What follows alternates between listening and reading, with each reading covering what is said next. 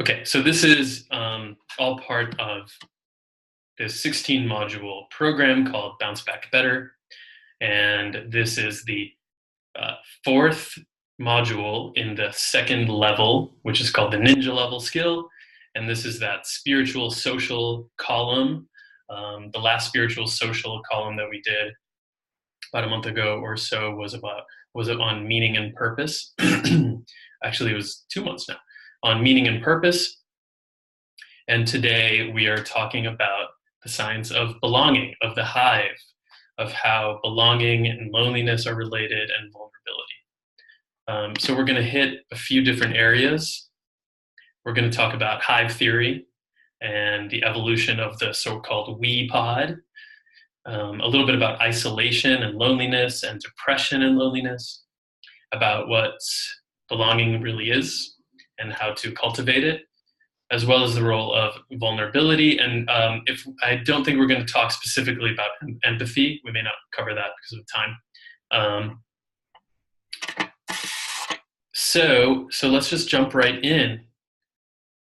Can you guys tell me, what is it about these three insects that we as humans have in common with? It's a honeybee, an ant, and a termite. What do we have in common with them?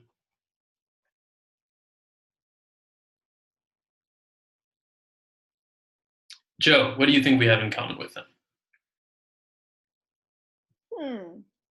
I would think we go in groups. Yes. Good. And Garrett, do you have anything to say in addition to that? If you can hear me. I'm also not seeing you, so I don't know if you can hear me or not. We form monuments. Yeah, he may be like crawling with children ants. And Mark, I'm not sure if you're able to hear us, but there is a chat box also. So if you want to participate, you can use the chat box to participate. Okay, so given that it's a little, it's a little tough to know who is able to interact and who isn't, I'm just going to kind of put these questions out there. You don't necessarily have to answer them. You can if you want to, and if you have questions. Otherwise, I'm going to kind of go more sort of lecture style. But feel free to ask questions if you're confused or if you have anything else to contribute. Okay, so what do we have in common with these three insects? Well, we are hive creatures, and these insects work together for the betterment of society, like we do. Other mammals don't do that. There are some animals who create things, like birds make nests, but that's just for their immediate family. What we have in common with these creatures is that we build things for something bigger than ourselves, for the society, for the whole, the collective. Interestingly, there's been research about the honeybee genome, and we know now that we actually have quite a bit in common with the honeybee. And this study into the genome sequencing of the honeybee has helped us understand that there's a relationship between genes and social behavior. And it's leading to more research now. Well, this is from 2006. There's been a lot since, but about the connection to mental and brain disorders like schizophrenia, depression, Alzheimer's, and the bee genome may also provide an important window into immunity and aging. So we have a lot in common with the honeybee. We have this kind of social behavior, and it turns out that we actually are hive creatures. You can think of it as we have this purpose in our society, and we all have a role, and we all do it for the sake of humans as a whole. And it's something that we're wired with, evolutionarily speaking. We are meant to be connecting with other human beings. It's part of our genome, it's part of our DNA. And it gives us a sense of meaning and purpose, working towards something bigger than ourselves, being a part of a collective. No man is an island. We are connected. So Hi, Mary Jo. I'm not sure if you can see and hear us, but if you can, feel free to chime in. You can use the chat box. And I know you know how to use Zoom because you were also um, in the positive psychology program, in the last CAP graduates, I believe. So great to have you. So think about it. What are your hives? What hives are you a part of? What societies do you belong to and identify with? Is it the earth as a whole? Is it your job hive, your family hive, your religion, your culture, something you associate with like music? Um, which societies are you a part of? I'd love to hear from you. Feel free So to, this is sorry I couldn't respond before. I wasn't able to. no problem. For me, I see like multiple levels of societies that I'm a part of. One is the sort of network of all sentient beings, which is like the broadest of everything. And then second, more specifically, is humanity.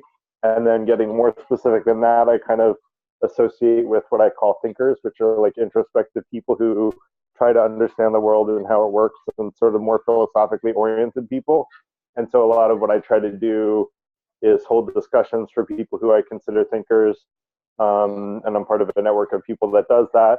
And I write philosophy and share it with people, online to sort of dig deeper roots into that community of thinkers who are the people that I want to get to know the most. Does that make sense? And then Absolutely. obviously, like closer to that is my extended family, then my immediate family, then my nuclear family, which is the center of my life. Right. So there are these kind of concentric circles or interlocking areas. Exactly. Yeah, and I really like what you said about the kind of all sentient beings, right? If you look as a whole, we are just this big hive and we're all interconnected and we all have a reason in this giant ecosystem to exist. I think so, and I think that all sentient beings have some capability of reasoning, and that's something that we have in common with all sentient beings. Now, probably lower forms of sentience reason less and less complicated ways, but I think we all have some ability to reason, and that kind of unites us in that we have free will and some level of reasoning, and it's something that unifies all of us. Beautiful. Thanks, man. Sure. So, so let's look a little bit about what the evolutionary history of this wee pod is all about. Why are we so wired for connection? So, if you look at the way that we are born, so compared to lizards and amphibians and animals that are born, birds that are born in eggs, we humans and mammals are born through a birth canal, right? And when we are little, we're tiny and helpless and vulnerable. So why is that? Well, we have bigger brains, right? So we evolved and our brains started getting bigger and bigger, but we can't have a giant brain and be born through a narrow birth canal. It just doesn't work. So we had to be very small and then grow outside, as opposed to something that hatches from an egg and they get bigger, but they're like pretty much ready to go, or they grow very quickly and they don't need as much care from their parents. Whereas humans and mammals take a much longer time. Humans take 25 years to have fully developed brains, because they're so big. So in that time period when we are tiny and vulnerable and can't take care of ourselves, we need other people to take care of us. And that means that we need dependence on other human beings, right? So that led to, in communities, our ancestors had kind of early babysitters, basically, in these kind of pods, these little communities, otherwise known as cooperative agreements. So like, I'll scratch your back and you scratch mine. So rather than trying to muscle out larger creatures they were up against, humans bonded together to help each other in these dangerous environments. We had somebody who was taking care of the vulnerable babies while somebody else was, the hunter-gatherer or the warrior or builder or the whatever it is, all of the different roles in a society that allowed us to exist. So we became interdependent. We had big brains. It took a long time to develop. We were vulnerable, so we needed to be taken care of by our community in order to survive. And this is central to the rest of what we're going to talk about. We built a biomass, so that's what John Medina calls it. And we grew our power exponentially because it wasn't just about the lone animal fending for itself, because humans aren't necessarily super strong. We definitely can't compete with a saber-toothed tiger or a woolly mammoth. But when you put a bunch of us together, we have this biomass. We can put our heads together and our physical bodies together to do a lot more than we could otherwise. So we became super strong. And the way that we were able to do that was by staying bonded to each other, by being interdependent. And this happened for thousands and thousands of years. The modern society that we have today has only been around for, I don't know, arguably since the Industrial Revolution, right? Or even in the last 10, 20 years, how things have radically changed because of technology and the way that we interact, the way that we behave. So for much, much longer time, we were in these kinds of pods where we were super interdependent upon one another. And that is what made us human. That's what got us through evolution beyond what 99% of species could do. We survived much longer than any other species. And we know that if you were ostracized from that group, it meant death, basically, because we were so vulnerable. We don't have giant fangs and huge, powerful muscles. We need everybody else to survive, especially if you're little. So it was bred into us. It's in our genes, it's in our DNA to depend on. Hello, Alan, by the way.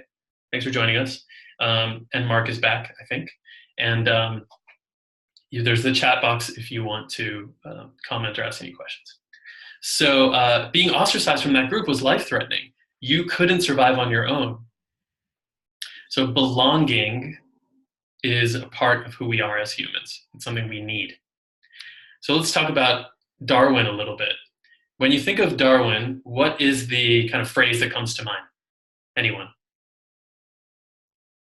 Alan, hi there. Alan, what's the phrase that comes to mind for you when you think of Darwin? I can't tell if you're typing or not. And then Mark. Okay, Mark, I think you're now. Can I unmute you for a second, Mark? Yeah, please. There you go. Hi, Mark. Hi, you can hear me? Yes. Great. Mark, when you think of Darwin, what pops into your head? The evolution of man. Evolution, good. Okay. I was in this case, I'm actually looking for one particular phrase, but yes, evolution. Are you talking about the phrase that's actually not, that is attributed to him, that is? Yes, actually, and I'm so glad you're saying that. Yes, survival of the fittest. Right. Joe chimed in and wrote it into the chat box, but Mark, you're absolutely right. So the term survival of the fittest is what we typically associate with Darwin. So he didn't actually coin the term, it was another guy, but he liked it so much that he included it in a later edition of his book on the origin of species. I think in the intro or something. And in any case, he thought it was catchy. So it's nice and condensed his concept into survival of the fittest. But unfortunately, it gets misunderstood and misused a lot of the time to explain, like social Darwinism, like, oh, well, we can crush our opponents because survival of the fittest. Like we have to kick everybody's ass and justify it because Darwin said survival of the fittest. Okay, but in reality, that's not what he meant. What he really meant was survival of the most adaptable and cooperative. And there's actually another misquote to Darwin, which is another thing that people associate with him all the time. They're like, oh, Darwin said this. And it's not actually him. It was another guy who was talking about Darwin that summed it up, but it's really much more true to his message, and that is this quote. So it's not the strongest of the species that survives, nor the most intelligent that survives. It's the one that's the most adaptable to change, that lives within the means available and works cooperatively against common threats. Mm-hmm. So it's about belonging to that pod and working together in order to survive. Hey, Mary Jo, I think you can hear us now because I see that you're unmuted. Yep, I hear you. How's it going? Good, thanks. Glad to be here. Cool. So you recently completed the CAP program, is that right? I did, yep. All right, cool. That's what I did also, and so I'm sure you've been exposed to a lot of this, and I'd be happy to have your contributions if you're up for it. Sure. Yeah, it sounds great. I'm enjoying it. Awesome. And you can use the chat box too. I know you know how to use that. Mm-hmm. All right. So so this idea leads me to this next quote, going quote heavy right now. And this one is from one of the founding fathers of positive psychology, Chris Peterson, who said that he can define positive psychology, or basically sum up the research from positive psychology, into 3 words, this fundamental concept: other people matter. It's so central to who we are as human beings, that we have belonging and a sense of connection to other people, that all of this research now validates it. Other people matter. So let's take a quick second to do a reflection. And I'd put it to you guys, what do you think? Reflecting on today's world, how are we disconnected from our basic need for connection? That fundamental need to be connected to other people. What do you guys think about today's world and connection?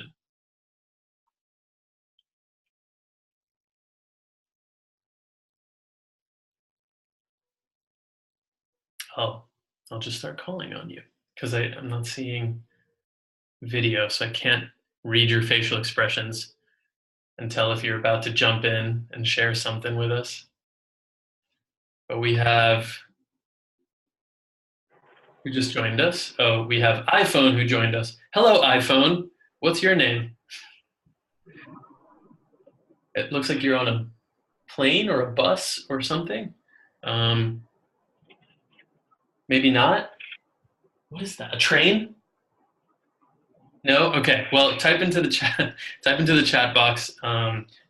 It looks like your audio isn't on, so I'm not sure that I'd be able to hear you. But we can change. We can also change your name. I can rename you if you just tell me what your name is. You can type it into the chat box. Okay. So Alan says too much tension in the world right now. Alan, what do you mean by that? Can I unmute you? Hi, Alan. Hi there. Am I unmuted? Yeah. Can you tell us what you mean about too much tension in the world right now? Yeah, all you have to do is look at the evening news. And there's so much disconnect on every level that it's incredible.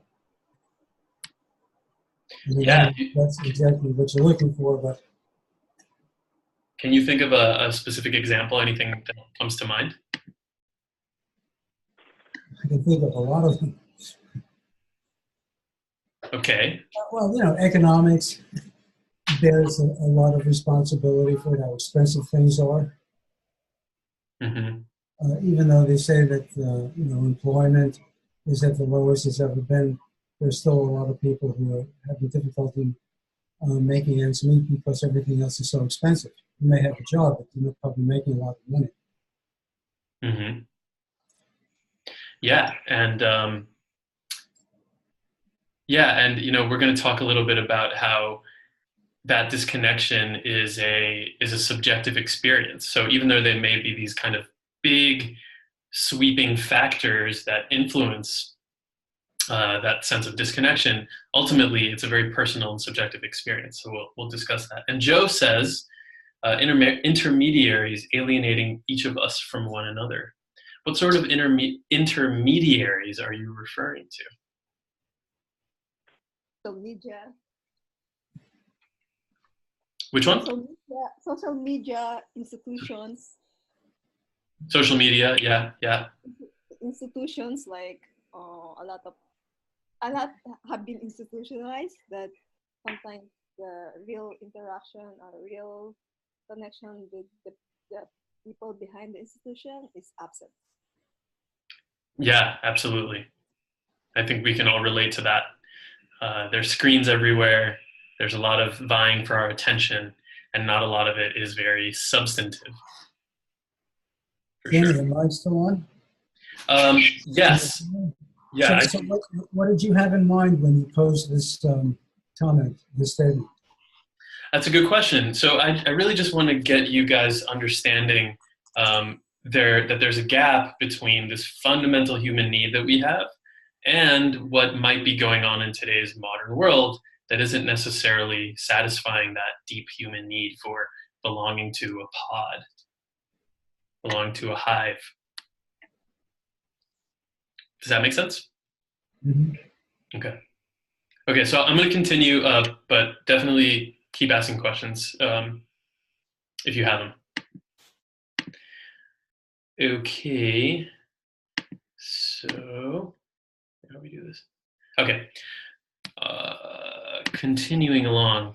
Okay, so let's talk a little bit about isolation and loneliness, and in the context of this conversation. So what is loneliness? Loneliness is a complex and usually unpleasant emotional response to isolation. It's interesting how they frame it that way. Loneliness typically includes anxious feelings about a lack of connection or communication with other beings, both in the present and extending into the future. Other beings, they don't say humans, it's other beings. Now and your perception of what will happen in the future. So it's a perception thing. So in this book by, I struggle to pronounce his name, Cacioppo and Patrick, I think, this book, Loneliness, they asked the question, how many people would you feel comfortable discussing an important personal issue with? And they followed a group of people from 1985 to 2004 asking this question. And in that time span, the average number dropped from 3 to 2. From 3 people to 2 that they could confide in. And the percentage of people who reported having no such confidence at all went from 10% to 25%. That's drastic. And for perspective, the iPhone came out in 2007. So this was basically before Web 2.0. And a lot has changed since then. It's gotten a lot worse. And now we have basically an epidemic of loneliness. And it's a big word to use, but I think it's appropriate. So in another study, this one by the health insurer Cigna, they have lots of money and power, so they can make these big studies. So they did a nationwide survey of 20,000 adults. That's a very big sample size, and found that 54% of respondents, and this, Garrett, I think this is the one you were referring to, that 54% of respondents said that they feel like no one actually knows them well. So that's interestingly, the other one that I mentioned to you is that I saw a statistic which was consistent with the last slide, which, you know, the way that I saw it phrased is how many people are dissatisfied with their platonic relationships. And people, it was like 50 to 70% of people were dissatisfied with platonic relationships. And then the other thing was that, like, how many close friends do you have? And the number was pretty much the same as that number of, like, how many people would you confide in, which makes sense. Those would be similar. If you can find that study, please shoot it over. Put it in the chat box, or if you email me later, I'd love to read it. Yeah, let me look for it. If you don't mind emailing me, like, if you can email me a reminder, well, I'll email myself a reminder. It's fine. I'll look for it. Thank you. Okay, Yep. So in that same survey of 20,000 people, so 56%, so more than 10,000 people said that the people they surround themselves with are not necessarily with them. And approximately 40% said they lack companionship, their relationships aren't meaningful, and that they feel isolated from others. that's pretty staggering, and that indicates this, you calling it an epidemic. And we can talk about why it's so bad. This isn't, oh, they feel isolated and that's it, but there are repercussions. What we know is that loneliness is subjective. It's an experience that only you can determine for yourself. Nobody can measure objectively whether you're feeling lonely or not. It's something that you determine. It's a perceived isolation from other people. So you can have others around you and not feel and feel lonely, and vice versa. You can be alone and not feel lonely. So take, let's say, like a Buddhist monk who leaves the monastery to go be a hermit for a year and meditate. This Buddhist monk might feel connected to the universe and all sentient beings and feel incredibly connected, not lonely at all. Whereas somebody who, let's say a teenager in school, can be surrounded by people and be very popular and feel totally lonely and isolated. And we know this is a huge problem for teenagers now, and it's that is certainly an area for concern. And a lot of it is correlated to social media. So loneliness is the gap between the connection you want and the connection you have.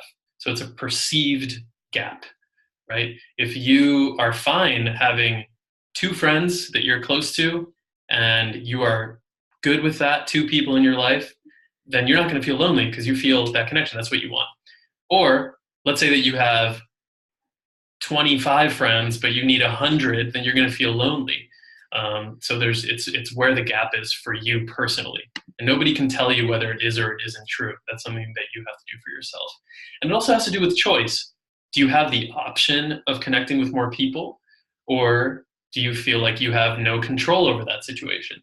The hermit, the monk, takes that control of the situation and puts himself in isolation to meditate, so by choice, versus somebody who feels isolated because they just don't know what to do. They can't connect to other people. They can't make friends. They feel isolated. They don't know who to talk to. And they don't know what to do about it.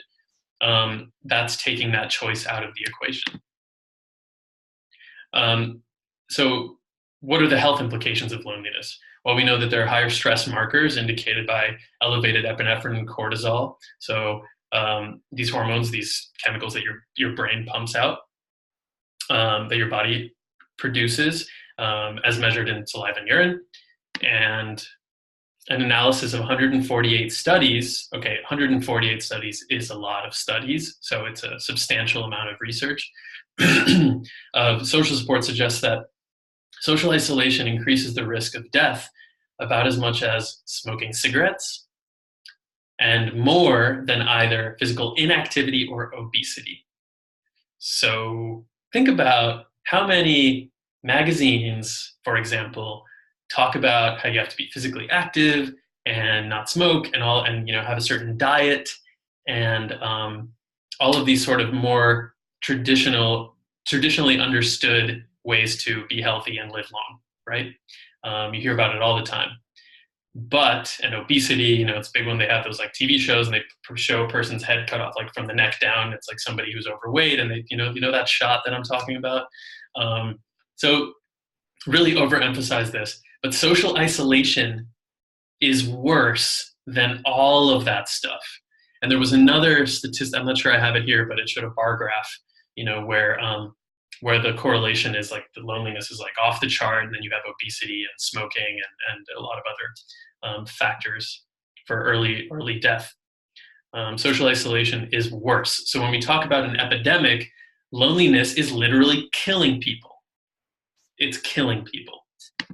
And going deeper, 15 cigarettes a day. So that's almost a pack a day. So if you're not a smoker, you're healthy in other ways, but you feel lonely, you feel isolated, that could be damaging your body. And we'll explain a little more.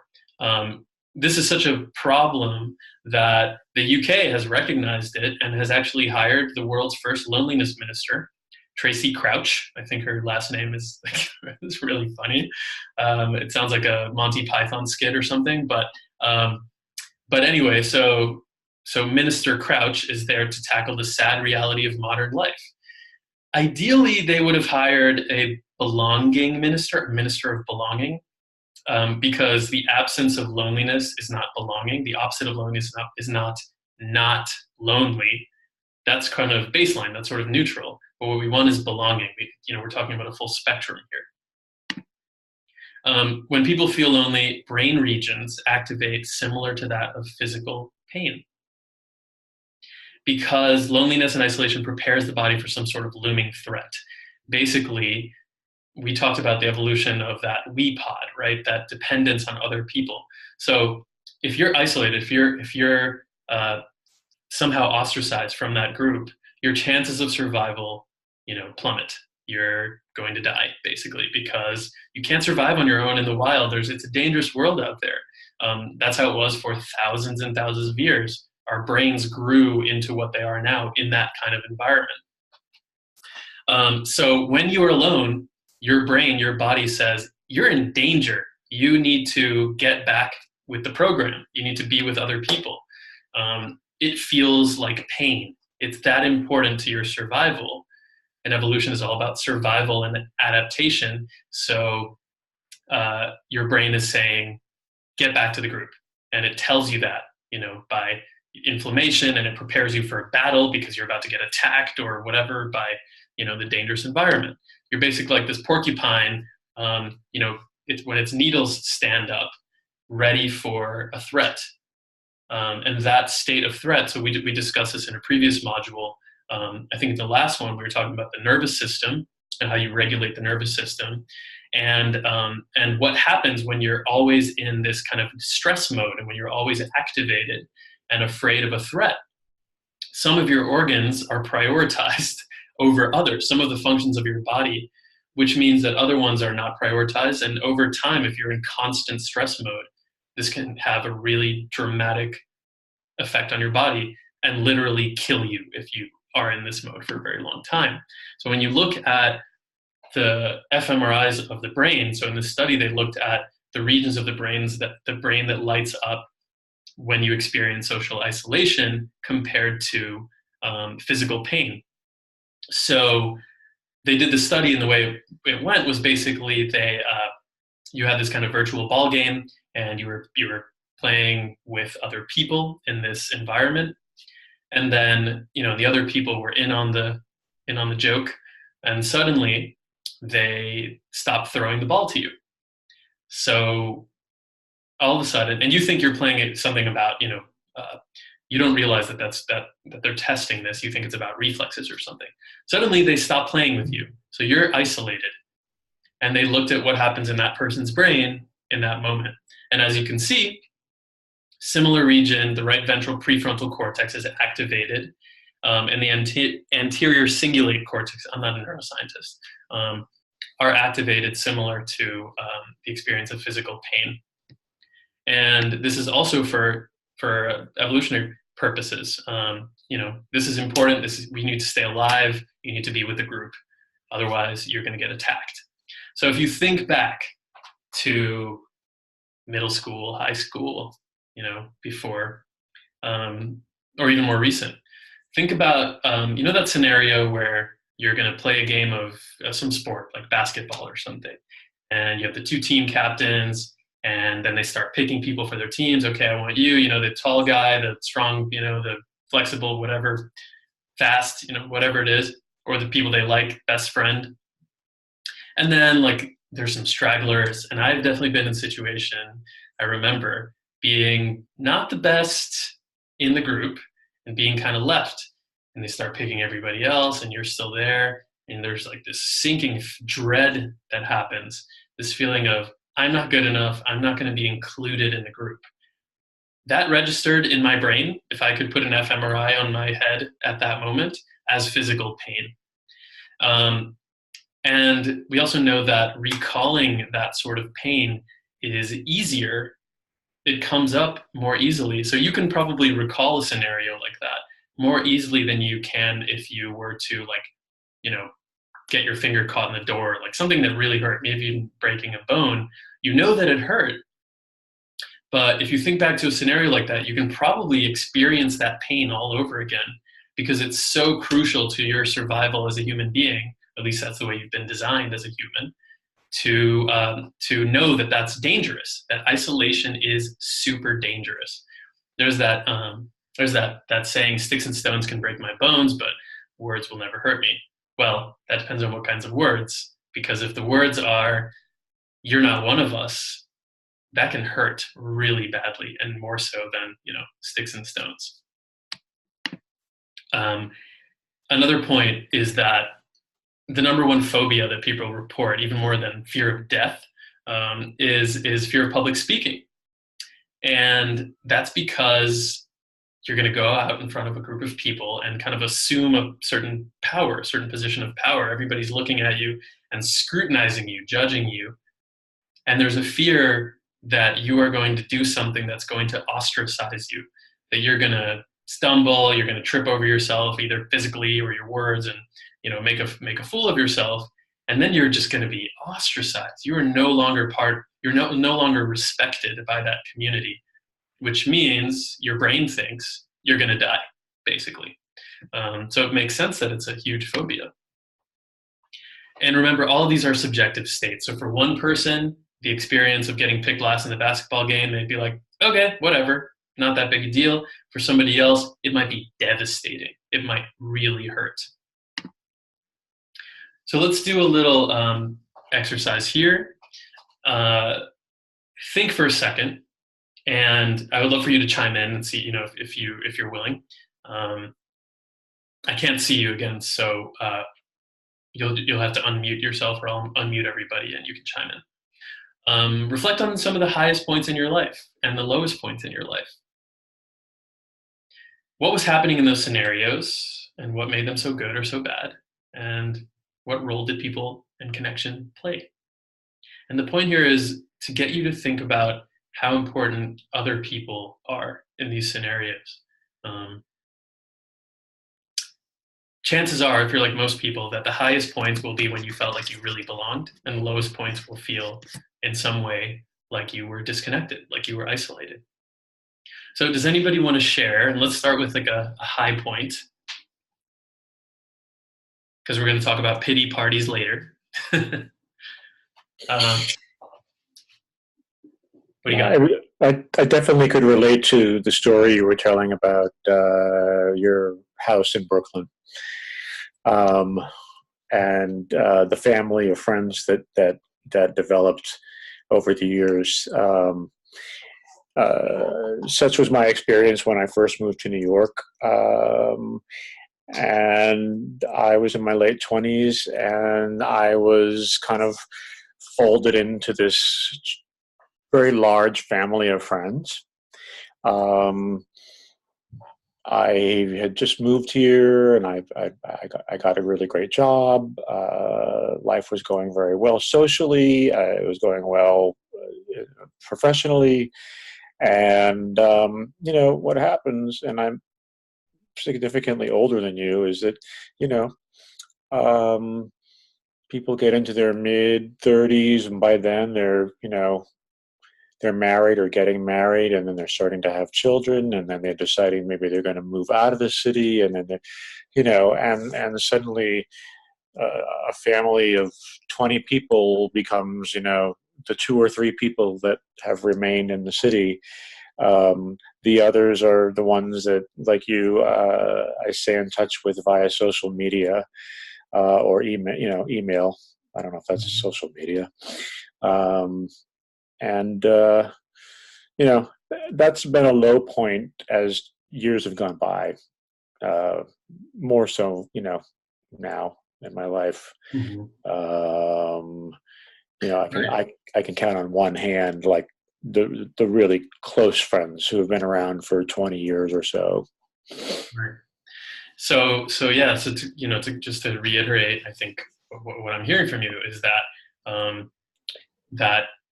having that strong network, that sort of web, that connection, at one point felt like a real high point, and it gets more difficult over time to maintain those relationships, and that feels more like a low point.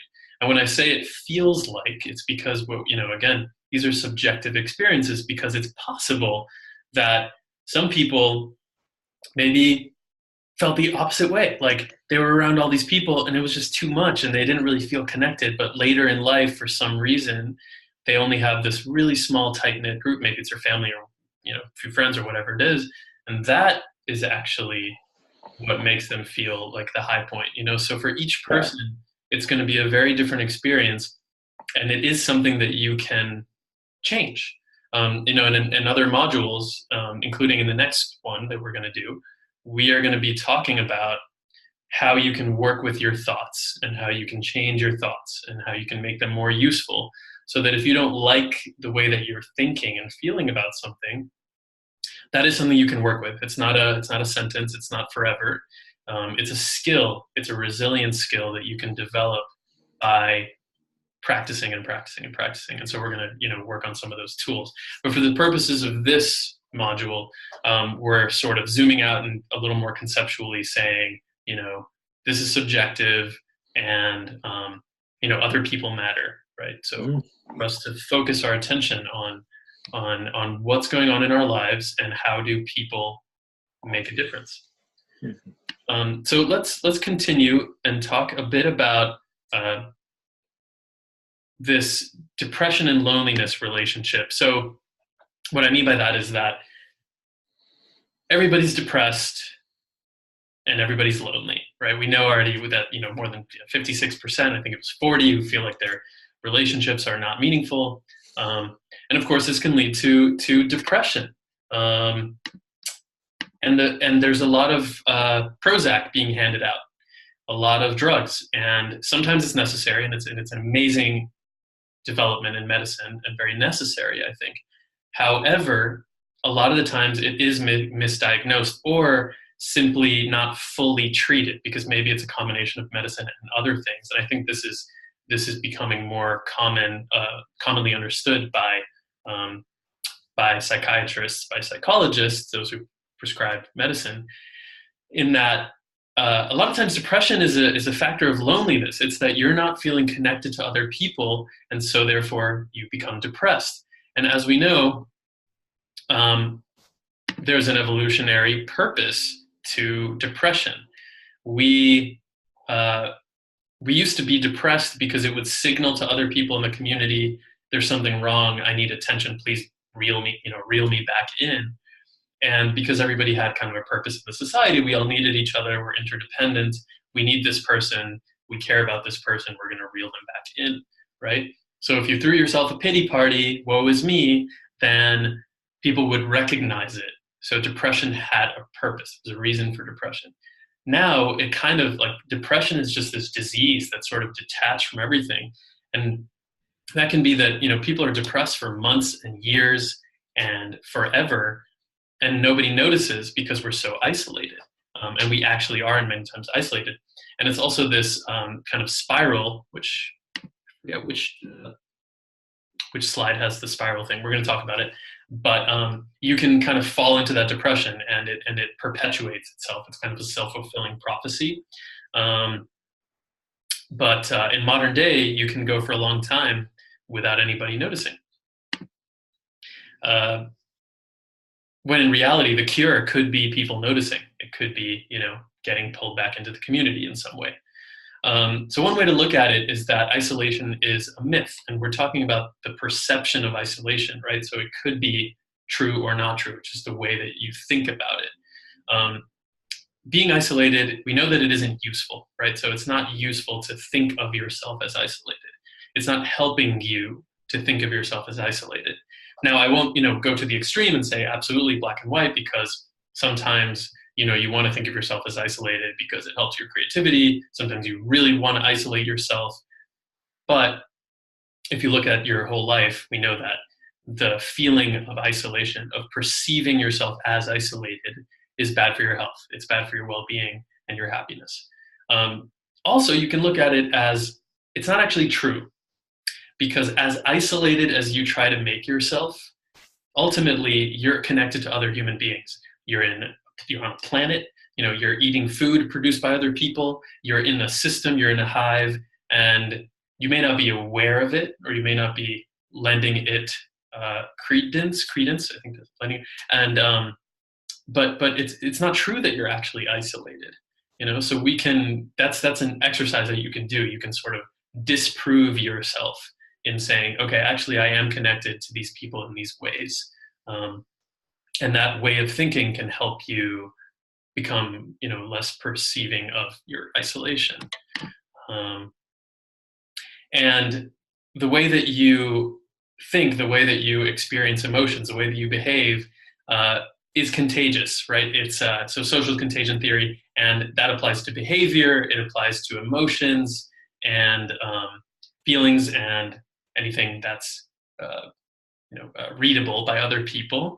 It's contagious. So if you're a smoker, there's studies about how 3 degrees of people of separation from you are influenced by your smoking, right? If you treat people badly, if you are well, one way or the other, there's a contagion theory.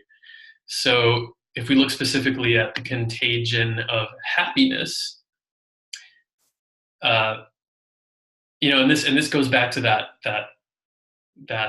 pod mentality, the fact that we are very much connected and that we influence each other, that we are interdependent, and that we're not actually isolated. We are connected to other people, whether we recognize it or not. So this research shows that somebody very happy, 1 degree, a person that's 1 degree away, so a friend, will be 15% more likely to be happy. And this is, looking at big groups of people. There's always exceptions to the rule, but we're talking about a large sample. Alan has to go, no problem. Thank you for joining us, Alan. Talk soon. And so 2 degrees of separation, 10% more likely to be happy, 3 degrees, 6% more likely to be happy. Okay, so these are small numbers, right? But think about this in context of the following. Adding $10,000 of income to your, $10,000 to your income per year is supposedly about a 10% happiness increase. And that only goes to a certain point because, if you look at like lottery winner studies, how there's a huge spike in happiness and then it goes way down, even lower than their previous happiness. So it can only take you so far. So that's only 10%, that's $10,000 a year. And we focus a lot of our attention on making more money, right? As if that's gonna be the golden ticket. That's gonna make us happy. But in reality, there are a lot of other factors, and it has a lot to do with the people that you surround yourself with, and even to a 3rd degree. Which, when I learned about that, I was like, I thought that's really cool. So let's talk about belonging, right? And is belonging the opposite of loneliness? Well, the opposite of lonely isn't not lonely. It's belonging. It's not that you feel isolated, but that you feel connected. These are the opposite ends of the spectrum. So, earlier when we were talking about the Minister of Loneliness in the UK, it's the Minister of Loneliness, which is to get people back to kind of neutral, to not lonely, but it doesn't aspire to greater. It doesn't aspire to let's make people feel like they really belong. Belonging is also a subjective state, just like loneliness, that's affected by your mood, your health, your self-perceptions, a lot of factors that are going to determine whether you feel like you belong. And it has nothing to do with the amount of people that you're surrounded with, or how many places, how many Instagram followers you have, or any of that bullshit. It has nothing to do with that. It's much more about quality. So the definition of belonging psychology is a feeling of being taken in and accepted as part of a group, thus fostering a sense of belonging. Taken in and accepted, embraced. It also relates to being approved of and accepted by society in general. So that's called belongingness, and the opposite of that would be like alienation. So do you feel like you belong in your society? And Garrett, was talking earlier about the origins of totalitarianism, and I think this is a really good point. When people are othered, when a society says this group of people doesn't belong, in the society, that can create significant problems. And we've seen that, of course, in history, and how leaders, how totalitarian rulers use that as leverage to gain power. We also know that there are predictors of happiness at work and performance at school, which comes down to close friends. If you have a close friend at work, then you're more likely to report being happy at work. If you are a kid and you move to a new school, within 21 days, if you have a best friend, have a close friend, then you're much more likely to perform well in school if you have close friends. So just more, piling on the evidence for why this is important. So according to Hill of Positive Aging, people who suffer from a depressed mood may feel like they don't belong, even if they're surrounded by supportive family or loved ones. And we were talking earlier about that sort of downward spiral of emotions. We know that positive emotions kind of create this upward spiral, and negative emotions, negative downward spiral. And it can be kind of a self-fulfilling prophecy. So you believe you're isolated, therefore you behave in a way that makes you isolated, which makes you feel more isolated, and so on and so on. And the cure to that is reaching out. It's making sure that you are getting yourself out of that spiral and recognizing it in the first place so that you can take care of yourself, so you can reach out and not expect things to come to you and actually go out into the world. And that is what we're going to come to in a minute, vulnerability. Brene Brown, Dr. Brene Brown, is one of the, she's very famous after this TED Talk that she did. She's been on Oprah and she has books and everything, but she is a very serious researcher, qualitative researcher, who focuses on shame and vulnerability. And she says, in the absence of love and belonging, there will always be suffering because it's so fundamental. Social relationships are a critical component of a meaningful life as well. If you have a social group, if you feel like you belong, then you also feel like there's meaning, like you matter in the society, that you're needed, that you're important. So if you think about the role of depression, if you were meaningful, if you matter in that group and you are depressed, they're going to come for you and say, hey, come back to us, right? Now it's not that clean because sometimes we are depressed and then we don't have those people reach, they don't necessarily notice, right? But when you are part of it, you do have that inherent sense of meaning, that you belong, that you fit in, and there's a subjective sense that there is a purpose to what you're doing, that what you are contributing is part of that hive, that bigger picture. Lambert et al.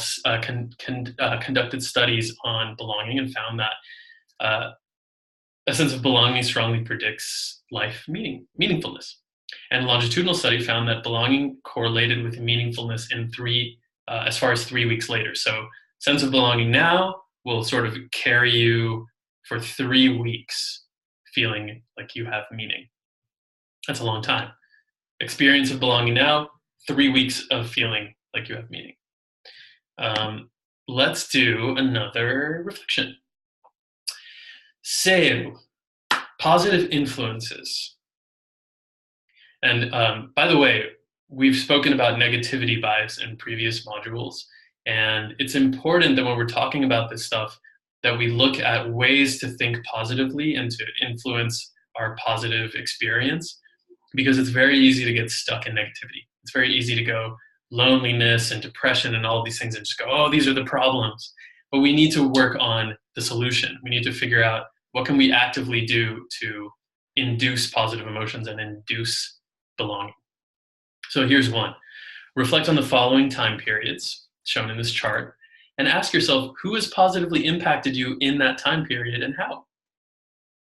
It doesn't have to be huge. It can be small. No impact is too big or too small. And everybody matters, right? We're not going for 100% here. It could be anything.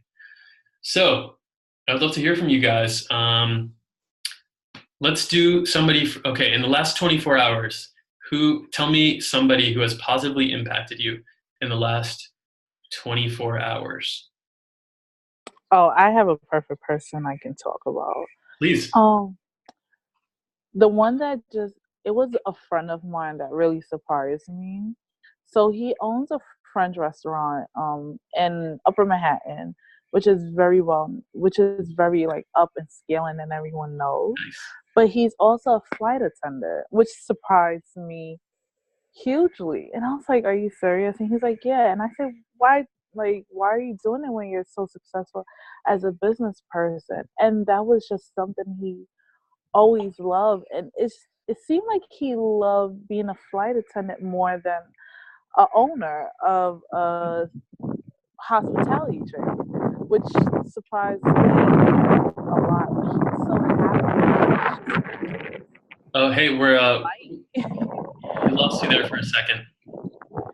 I'm sorry. Oh, we lost you there for a second with the audio. Oh, can you hear me now? Yes. Oh, I said it's just like you can see the light in his face when he was just talking about being, a flight attendant, and just by knowing with customer service, I was like, how are you so happy doing that? When you meet thousands and thousands of different personality every day, they're screaming at you and everything, but he just loved it more than his restaurant in the which is more calming and more relaxed, and everyone comes in and they just feel that peace. So he that made me happy just to see someone um who showed me another side of him that I didn't even know about. Okay. That kind of like shocked me, because this is like a huge person who runs a great successful French business in 3 different locations in Manhattan. But then he went to a lower level to be By the a way, flight attendant. can I ask for your name? Oh, my name is Paz. I'm sorry. Paz. How do you spell it? P-A-Z. Okay. I just have to add it to my participants list. And Oh, it's fine. no problem. And so, what would you say you're kind of learning from your friend? That it doesn't matter the type of job that you do. It could be like the lowest job, like he showed me as a flight attendant. But he was just grateful for it. And he was happy doing it. He was just happy servicing other individuals that he didn't even have to do that, because he had a whole bunch of money that he didn't have to get to that point. But he showed me that he loved being of service. He showed me that he loved catering to any personality, good, bad, or ugly. And he just did it with pride. Sounds like a wonderful person. So that, well, I learned it today that he was wonderful. But I've learned also from him that you don't know everyone's story until they say it. So Right. Yeah. Wow. Like a load of lessons there. That's awesome. Thank you for sharing it. I would love to hear from someone else about a positive impact that a person has had on you. So you just learned about that in the last day. So let's do let's do like in the last couple of months, if somebody has something to share.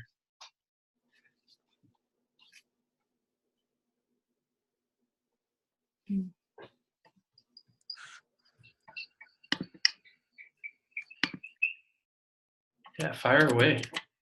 Yeah. Okay. Okay if I go? Yeah, please. Oh, okay. I was just thinking about a very long period in my life where I was feeling the loneliness and the depression that went along with it, and that I did have a few friends who I knew that I could call on and would include me or invite me over, or there's a group of us going out to dinner, why don't you join us, or why don't you and I do something tonight, or whatever. Little things like that. I was in town, because I'm not living in New York right now, but I was in town this past weekend for a friend's 50th birthday, and this friend and her husband happened to be at the birthday party. And she says, when are you leaving? I said, I'm leaving, Sunday at noon. And she said, no, you have to stay at my apartment, and tomorrow night I'm having so-and-so and so-and-so and so-and-so over. I'm making a big dinner. And, little things like that sometimes can really help to eliminate the loneliness. And I've been especially lucky to have a few people like her who consistently will, invite me out, invite me over, and include me. I think the feeling of inclusion is a big deal. Right. Yeah. The perception that you have some sort of place to belong in a particular community, right? That you matter in that area. And sometimes people will actively go out of their way to remind you of that, and that's a wonderful gift. I'll just share one, which is that in the last year or so, so I'll talk about, well, you know what? So this program that we're doing right now is created by the Flourishing Center, which is run by a woman named Emilia Zhivatovskaya. And she is she's brilliant, and she's just this very positive person. She's not a psychologist, but she is an academic and very involved in positive psychology training, and she's the one who has taught me. And I can say that learning all of this has been a huge difference in my life, because the longer that I spend learning about it, the more I start to internalize it, and it starts to really become part of who I am, and it's made a significant difference. So I'm very grateful for having found her program somehow and joining in, along with several other mentors. So I'm very grateful for that.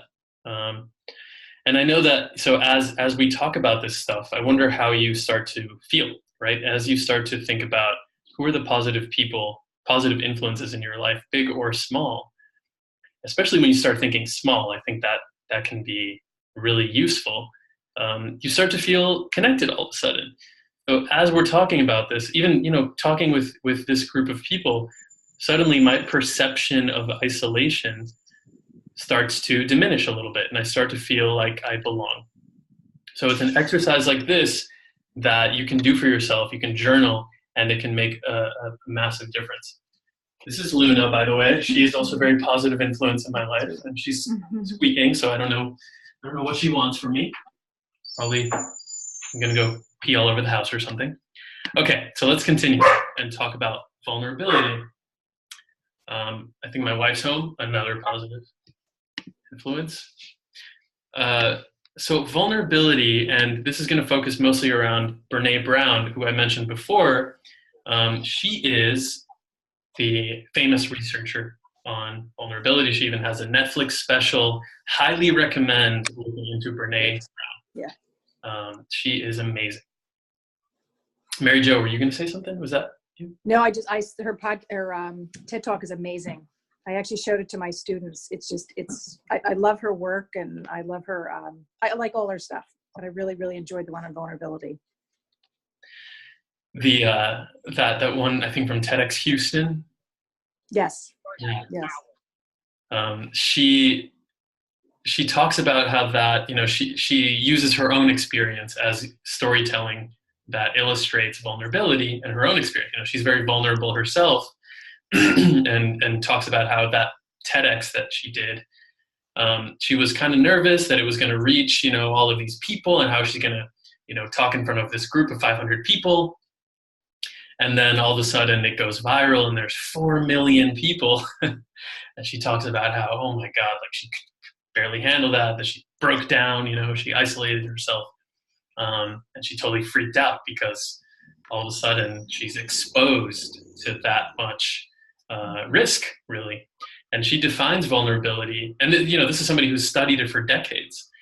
So she defines vulnerability as uncertainty, risk, and emotional exposure. Uncertainty, risk, emotional exposure, vulnerability. So she says it's also the birthplace of love, belonging, joy, courage, empathy, and creativity. So all of these wonderful things all of the things that make life worth living, basically, she says comes from vulnerability. That's at the root. So what does that mean? She says that, if we're ever going to find our way back to each other, vulnerability is going to be that path. It's the way that we're going to be able to reconnect with each other, that in this time of a lot of superficial relationships, as Alan was saying, and intermediaries alienating each other, alienating each of us from one another, as Joe said, and as Garrett was talking about, that sort of macro political scale where we feel alienated and therefore terrible things can happen. It's all about vulnerability, about putting yourself out there, and that risk and the uncertainty, the emotional exposure to help us reconnect. And that makes sense. So let me ask you guys, have you ever had your heart broken? I know I have. Yep, absolutely. Anyone else? Who hasn't had their heart broken? I feel bad for the person who hasn't. They haven't risked anything. It's true. But if I can make a point about vulnerability, yes. I listen to a lot of book summaries on an app that I really like called Blinkist, which gives you like 15-minute summaries of nonfiction books. And I recently learned something that I found interesting, which is that studies show that if you ask someone for a favor, it actually makes them like you more. And the reason is because asking them for a favor, results in you showing vulnerability. And the example of the study they use is not exactly asking for a favor. It's more like you asking for advice is what they recommended in the book to do. Like ask a friend for advice, and it'll like help you build relationships with people to ask them for advice or for help. And the reason is because it exposes you and leaves you vulnerable, and allows you to admit that vulnerability. And the study was like, these scientists would pay someone, let's say they paid them a $500 honorarium for participating in the study. Half of the scientists told people, could I have some of the money back because we ran out of funding? And actually the scientists who asked for money back were rated as more likable than the scientists that didn't ask for money back. So I thought that was really interesting. It's amazing. Yeah. Because when you ask for help, you are putting yourself in a vulnerable position because you could be rejected. There's always the risk of being rejected, but it also allows people to get closer to you. And if you look at evolution, again, that's what we were designed for. If you didn't have help, you couldn't survive. We needed each other to take care of the vulnerable babies that couldn't be born with their, in an egg with their giant brains. They took a long time to develop. And we needed the other people to go hunting and gathering and to build our community. We needed help. We were interdependent, and we still are. We're still cavemen. We have the same brain that we had years and years ago. And some would even, bye Garrett, thanks for joining. And some would even argue that we're not as smart now as we were. So the reason that you put yourself out there, right, as you said, who hasn't had their heart broken? Well, this is a courageous group, right? We're here thinking about this stuff and talking about it and trying to improve upon it. So this is a courageous group, but you'd be very surprised. There are a lot of people who are not willing to be vulnerable, and you've come across them. I'm sure you could think of them, who are not really willing to put themselves out there because of the fear of what will happen, and because they perceive vulnerability to be weakness, or they allow their kind of their excuses to get in the way of the big why, big question of why am I doing this and why is this important?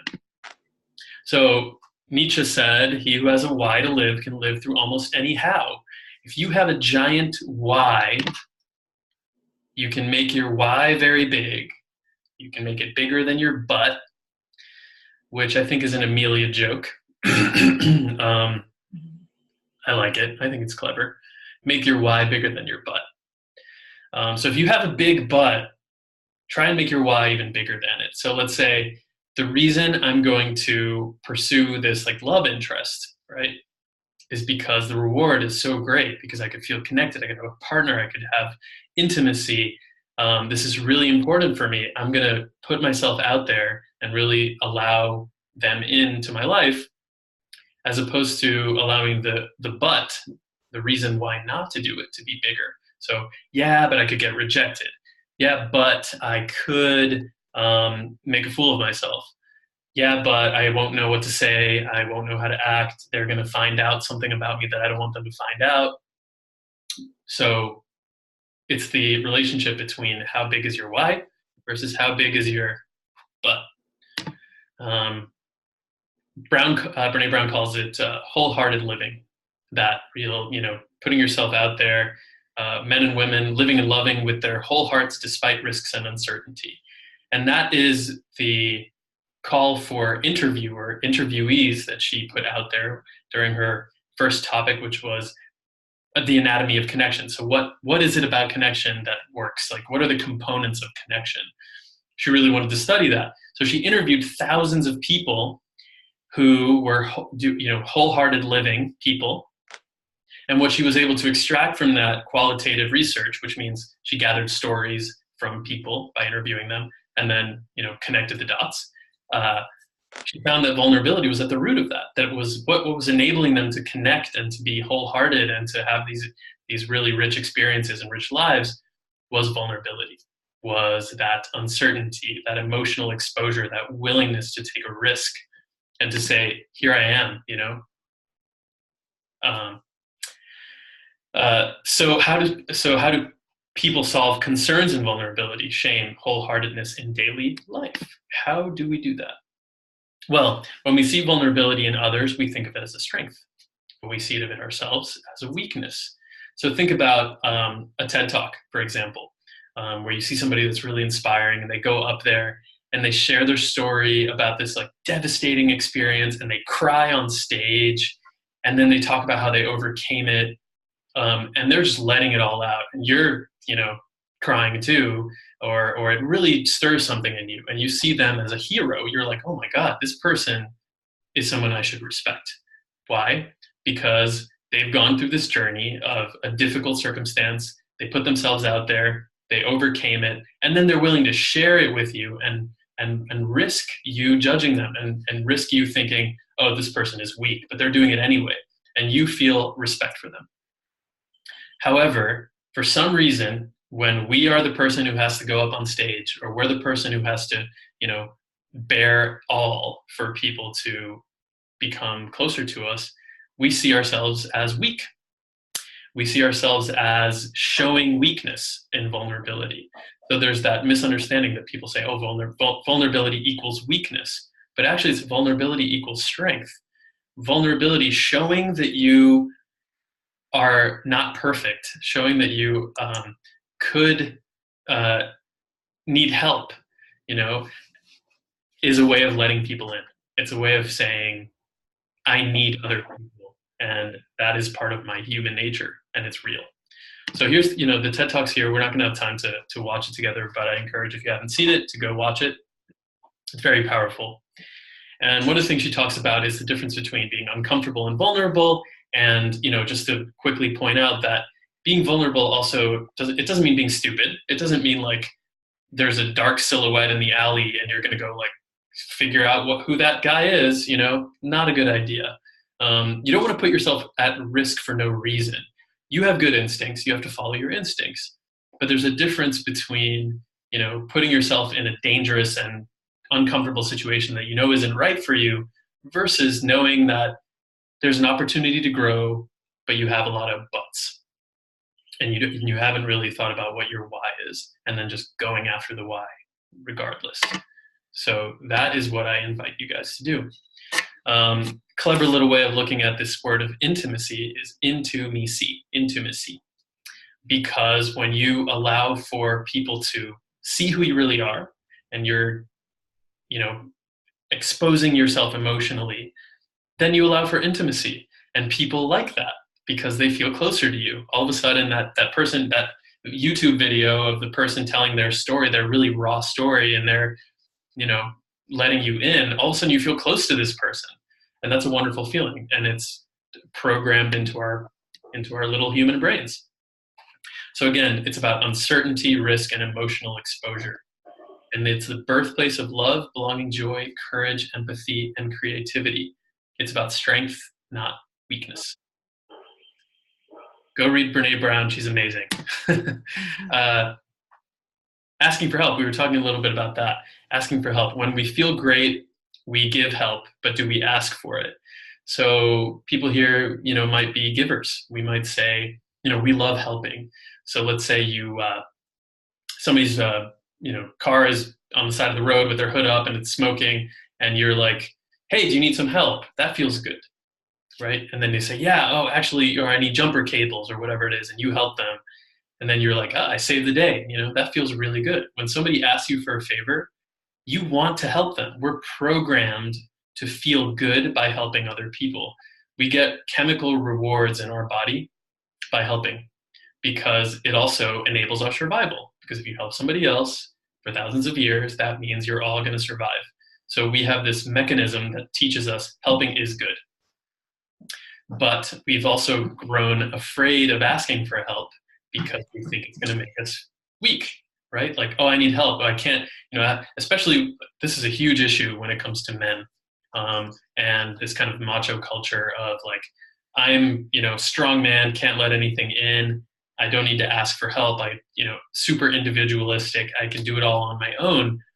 But research shows that that's actually very harmful, and men and women, everybody needs to be willing to ask for help, because you realize you're allowing somebody to get close to you. So there's an interesting question, which is that by not asking for help, are you being selfish? Are you actually just being selfish because you're not allowing people to get close to you? You're not giving them the opportunity to feel good about helping. Just like if you have a bar of chocolate and you're keeping it all, you're hoarding it all to yourself and not giving it out to other people, you know, that could be seen as selfish. Asking for help allows people to enjoy helping, because we're programmed to enjoy helping. So I'm going to skip this one because we're running short on time, and I want to get through this and summarize real quick, because I think this is cool. But if you have questions, please share. Also, there'll be a recording of this, so if you want to go back and, you know, read these exercises, here's this one: an area of your life that you can deepen your sense of connection. In what way do you feel vulnerable when you have that opportunity? And what is the big why that you have for deepening that connection in the first place? So a really nice thing that you can do to learn to do is how you share good news and how you respond to good news. So what would you think is a better predictor of a good relationship? How partners responded to good news or to bad news? What's a better predictor of a good relationship? What do you guys think? I would say both. I'll say both. It's for me, well, not for me, but with the team of people I have, the way they respond to good news or bad news is the way they do it. For me, if someone responded to bad news in an open-minded way and had a different perspective and had something positive to still say, it still shows that it's a good relationship for me. Right. Yeah. And I also heard somebody else chiming in, I think. I just said bad news. That was my take on it. It's, you know, I think it's easier to respond to good news, or to have a similar reaction, you know, yay, whoopee. Bad news can sort of bring out a whole, a plethora of different emotions, responses, ways of dealing with bad news. I think, my opinion. So I'll tell you what this research has shown, which is interesting because I think our instinct is to say that bad news is the answer. That the way that people respond to bad news is what predicts a good relationship, but in reality, it's good news. And I'll explain why. So what happens is, if you respond well to bad news, that is kind of a baseline for a relationship. Like for a relationship to exist at all, you have to like care at least a little bit if something terrible happens to them, right? Like that's sort of expected. But what we're talking about here are good relationships. So assuming a relationship is on the good side of the spectrum, a thriving relationship. The way that partners respond to good news is a better indicator of whether that's going to be a really good relationship, as opposed to how they respond to bad news. Okay, so do you understand that spectrum? Is that clear? I don't know if I'm explaining that clearly. Yes. Right? Okay, so and this research from Shelley Gable et al. Shows that, and et al. Just means like everyone else, the group of researchers. What distinguishes good and poor relationships is not how partners respond to one another's disappointments, but how they respond to good news. And she identified these quadrants, these different types of responding. And this is something that we can use. And I was really impressed when I learned about this stuff too. I thought it was really cool. So there's constructive and destructive responding, and there's passive and active responding. And we're going to look at what each one of these mean. So by the way, this one is constructed differently. It's like active, passive, destructive, constructive, and the other one is upside down, but it doesn't matter. It's the same thing.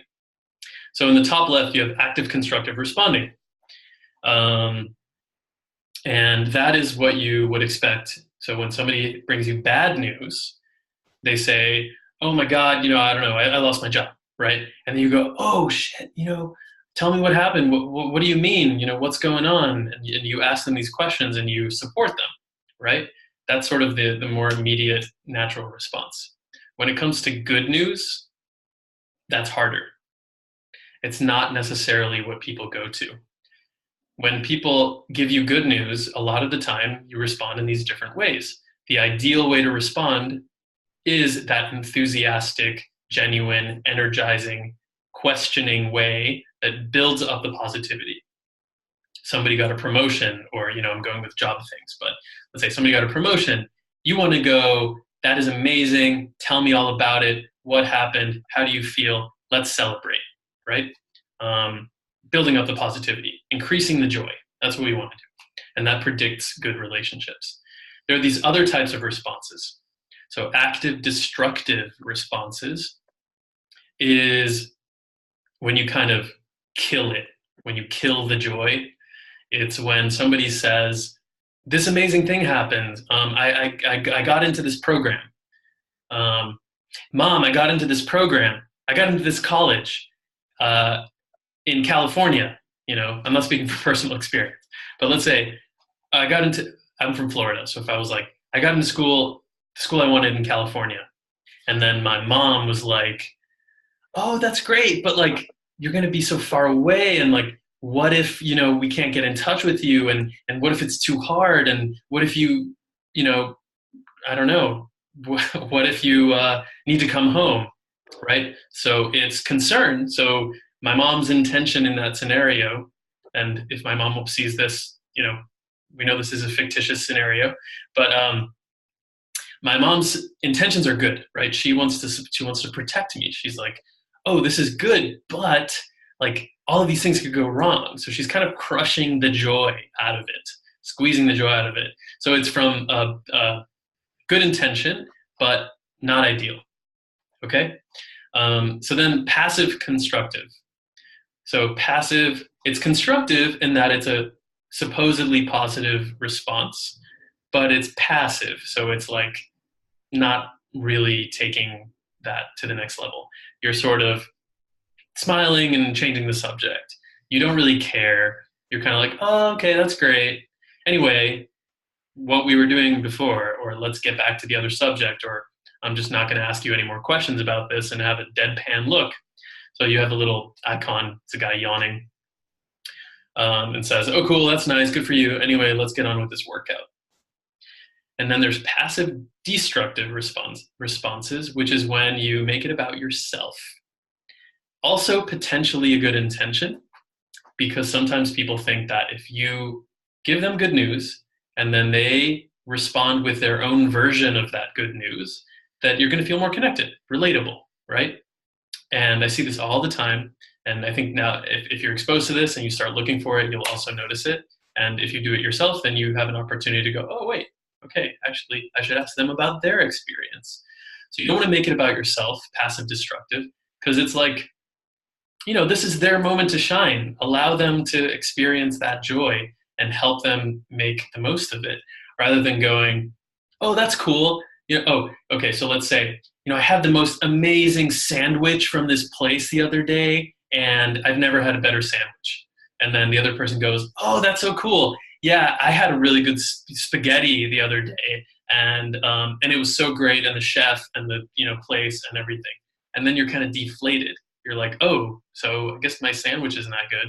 So I'm not going to tell you about it. There's not going to be intimacy. I'm not going to trust you. I'm not going to gain more closer connection to you.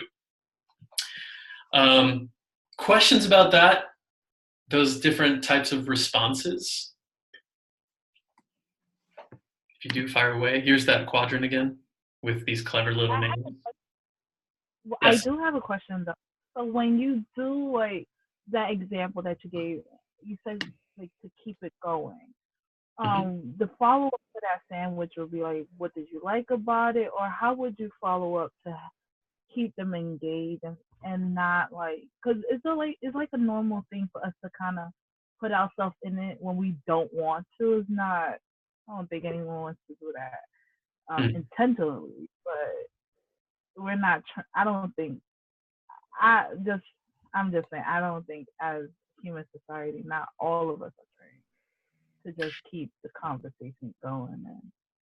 Yeah, well, look, there's nuance in here, right? I mean, it's not that like everything is clean in these exact quadrants, right? They tend to overlap sometimes, and it's not perfect, so for sure. And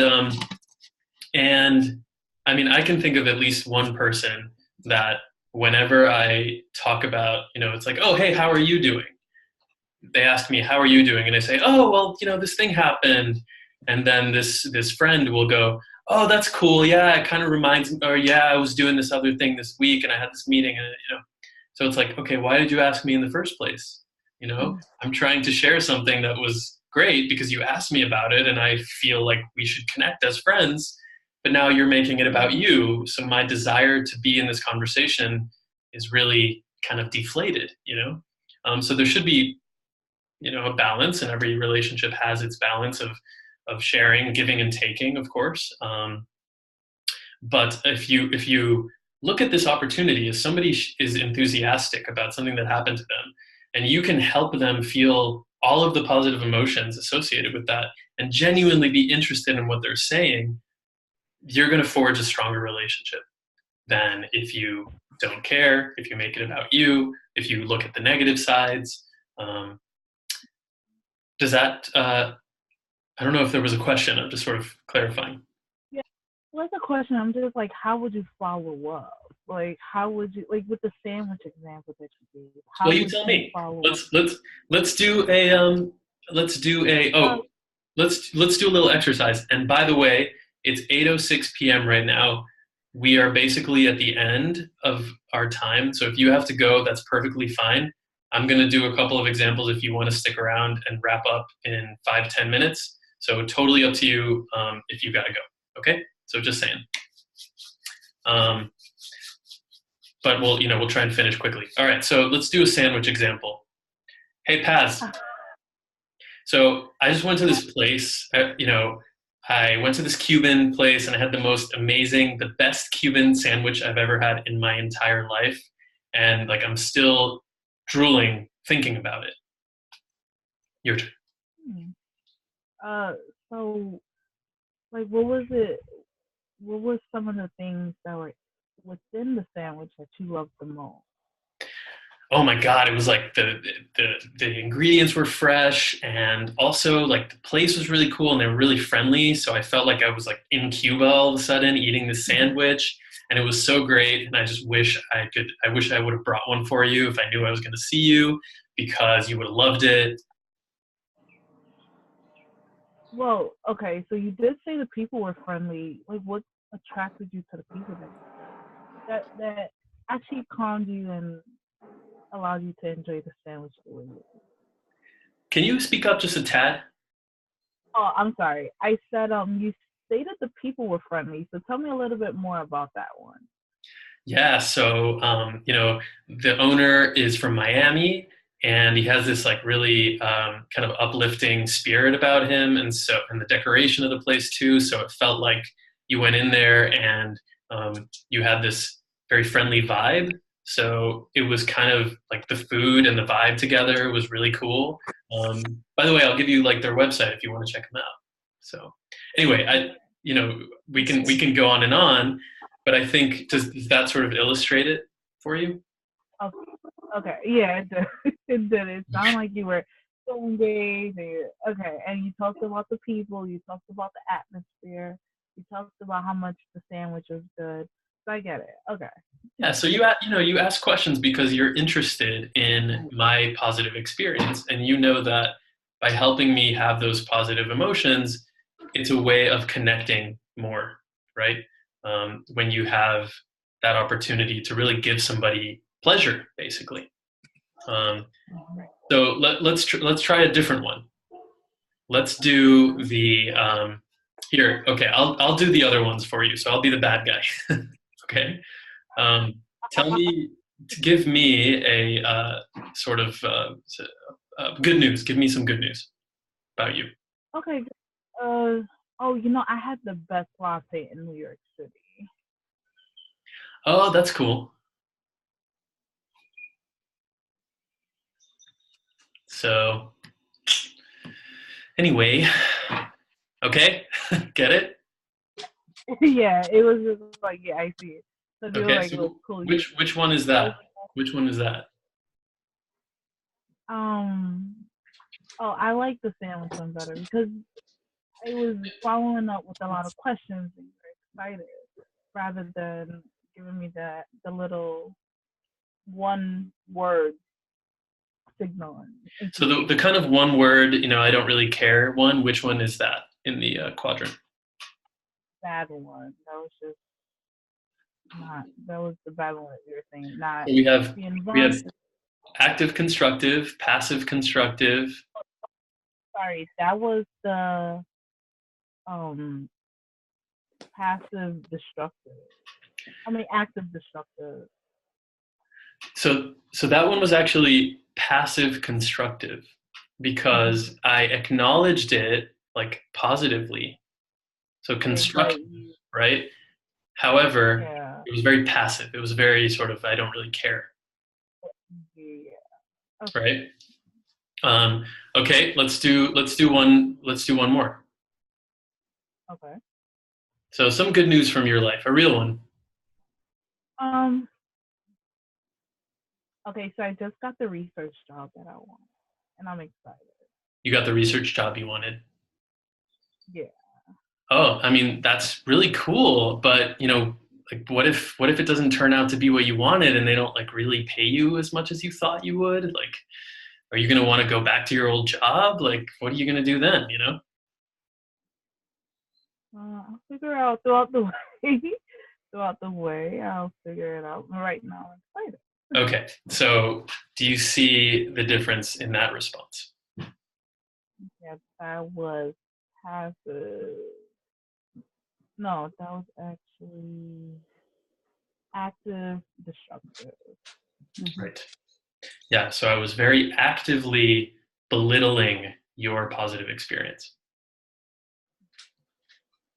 And then I'll do one last example. Tell me one more good news. Oh, one more good news. Okay, so I finally gotten the chance to get my nails done the way I wanted. Oh, that's really cool. Yeah, my wife just got her nails done the other day, and it looked really good. And she got her hair done too, and she looks, so great now. So I'm really glad about that. She said I was a passive disruptor. Yeah, right. Kind of made it about me.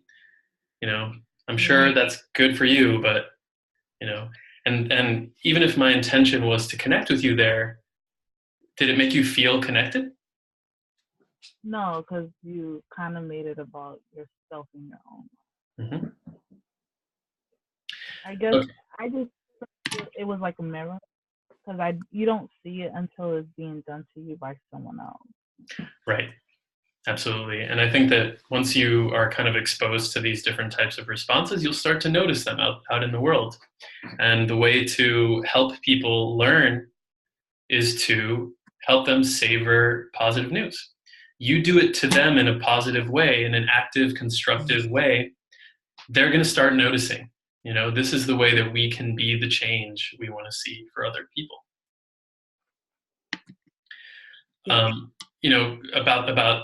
There's a lot of evidence about this. So this one study, people who practice this active constructive responding 3 times a day in a week reported increased happiness and decreased depressive symptoms. 1 week, 3 times a day. Wow.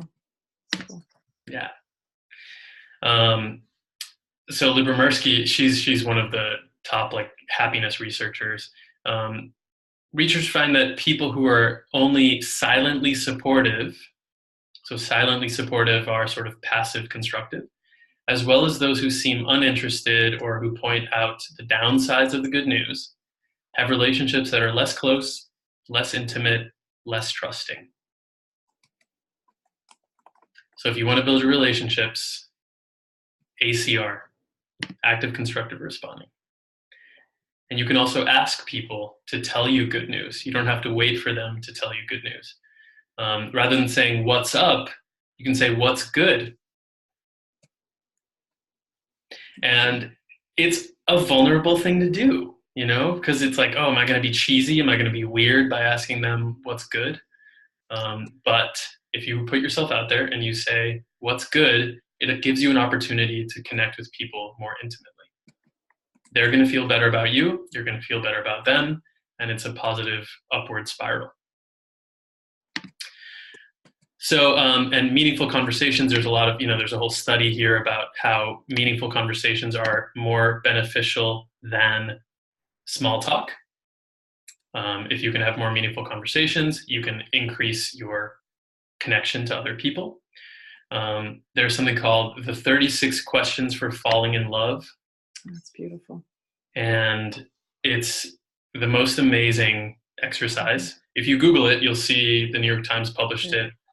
They kind of rediscovered the research, and Mary Jo, I'm sure you did it in CAP. Yeah, I've done it. Yeah, it's good. Beautiful. And then there's kind of a shorter version here if you want to type in that. My internet connection's unstable. You can do a shorter version, and it doesn't have to be falling in love romantically, right? This can be between friends, parents, siblings. It can be anybody, somebody on the street. It's just a series of really meaningful questions and conversations that you can have that research shows is likely to develop a very strong relationship.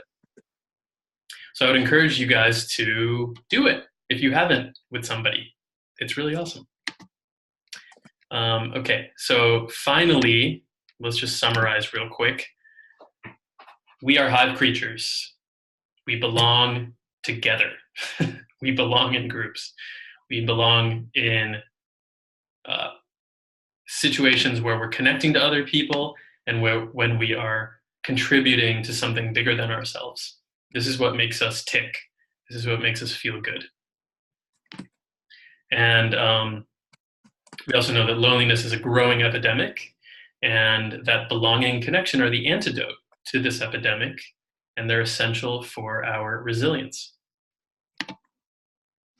So go out there and embrace vulnerability as a strength, and deepen your connections by reaching out to people, by being empathetic. We didn't go into specifics about empathy and attunement, but be empathetic. Make sure you're listening and having meaningful conversations with people and communication, active, constructive responding, helping people savor, capitalize on their wins, and really being the change you want to see by demonstrating it, by living it. You'll get positive emotion out of this, less distress from feeling isolated, stronger social ties to help you through tough times, greater shame resilience and wholehearted living, and really believing that what you contribute matters, that who you are is important. You belong, you matter. And that is all for today.